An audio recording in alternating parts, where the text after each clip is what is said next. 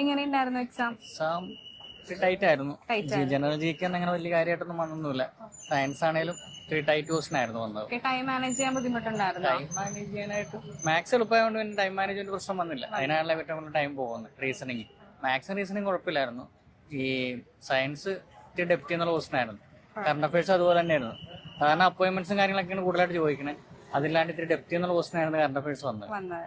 Okay, അപ്പൊ NTPCക്ക് വേണ്ടിട്ട് prepare ചെയ്യുന്നുണ്ടോ? നോക്കുന്നുണ്ടായിരുന്നു. എക്സാം അല്പം മോഡറേറ്റ് ആയിട്ടായിരുന്നു. ഒരുപാട് കട്ടിയില്ല, എന്നാൽ അത്യാവശ്യം ബേസിക് ആയിട്ടുള്ള കാര്യങ്ങളാണ് ചോദിച്ചത്. മാത്സിന് ടഫ് കാര്യം മാത്സ് ഞാൻ ലാസ്റ്റ് ആയിരുന്നു വെച്ചത്. അപ്പൊ മാത്സ് എനിക്ക് ചെയ്യാൻ സമയം കിട്ടിയില്ലായിരുന്നു. എങ്കിലും കൊള്ളാം, നല്ലൊരു എക്സാം ആയിരുന്നു. കുഴപ്പമില്ല, നല്ല എക്സാം ആയിരുന്നു. പിന്നെ മാത്സ് കുറച്ചുകൂടി ടഫായിരുന്നു, നമുക്ക് സമയത്ത് ചെയ്തെടുക്കാൻ പറ്റിയില്ല. പിന്നെ സയൻസ് കുഴപ്പമില്ലാത്ത ആളായതുകൊണ്ട് അത് കുഴപ്പമില്ല. നല്ലൊരു എക്സ്പീരിയൻസ് ആയിരുന്നു. പിന്നെ മാത്സ് അറ്റൻഡ് ചെയ്യാൻ കുറച്ച് ടൈം കിട്ടിയില്ല, പക്ഷെ എന്തുകൊണ്ടും എളുപ്പമുള്ള പേപ്പർ തന്നെയായിരുന്നു.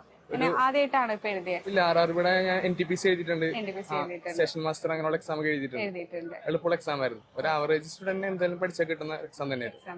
വലിയ കുഴപ്പമില്ലായിരുന്നു, എങ്കിലും ടൈം കുറച്ച് മാനേജ് ചെയ്യാനായിട്ട് ബുദ്ധിമുട്ടായിരുന്നു. ഓക്കെ, NTPCക്ക് വേണ്ടിയിട്ട് പഠിക്കുന്നുണ്ടോ? അങ്ങനെയില്ല, ഫുൾ നോക്കുന്നുണ്ട്. ടൈം മാനേജ് ചെയ്യാൻ ബുദ്ധിമുട്ടുണ്ടായിരുന്നോ? പ്രാക്ടീസ് ചെയ്യുന്നതുകൊണ്ട് വലിയ കുഴപ്പമുണ്ടായില്ല. ഏത് ഭാഗത്തുനിന്ന് ടഫായിട്ട് കൂടുതൽ തോന്നിയേ? മാത്സ് ടഫല്ല, നമുക്ക് ടൈം കിട്ടൂല. ടഫായിരുന്നു, നമുക്ക് ടൈം കിട്ടിയില്ല. ഓ, അതായിരുന്നു പ്രശ്നം.